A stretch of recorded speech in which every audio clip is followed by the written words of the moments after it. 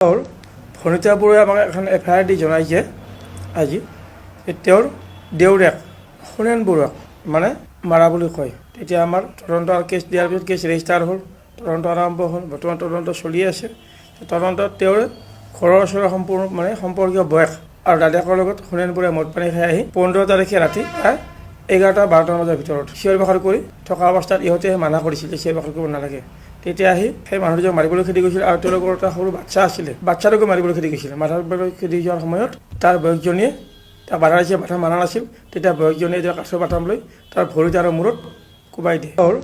ভনিতা বৰুৱাই আমাক এখন এফআইআৰ দি জনাইছে আজি তেওঁৰ দেউৰেক সুৰেণ বৰুৱাক মানে মাৰা বুলি কয়। তেতিয়া আমাৰ তদন্ত কেছ দিয়াৰ পিছত কেছ ৰেজিষ্টাৰ হ'ল, তদন্ত আৰম্ভ হ'ল, বৰ্তমান তদন্ত চলি আছে। তদন্তত তেওঁৰ ঘৰৰ ওচৰৰ সম্পৰ্কীয় বয়স আৰু দাদাকৰ লগত সুৰেণ বৰুৱাই মদ পানী খাই আহি 15 তাৰিখে ৰাতি প্ৰায় 11-12 বজাৰ ভিতৰত চিঞৰ বাখৰ কৰি থকা অৱস্থাত ইহঁতে মানা কৰিছিল যে চিঞৰ বাখৰ কৰিব নালাগে। তেতিয়া আহি সেই মানুহজনক মাৰিবলৈ খেদি গৈছিল আৰু তেওঁলোকৰ এটা সৰু বাচ্চা আছিলে, বাচ্চাটোকো মাৰিবলৈ খেদি গৈছিল। মাৰিবলৈ খেদি যোৱাৰ সময়ত তাৰ বয়সজনীয়ে তাক বাধা দিছে, বাধা মানা নাছিল। তেতিয়া বয়সজনীয়ে কাঠৰ বাটাম লৈ তাৰ ভৰিত আৰু মূৰত কোবাই দিয়ে।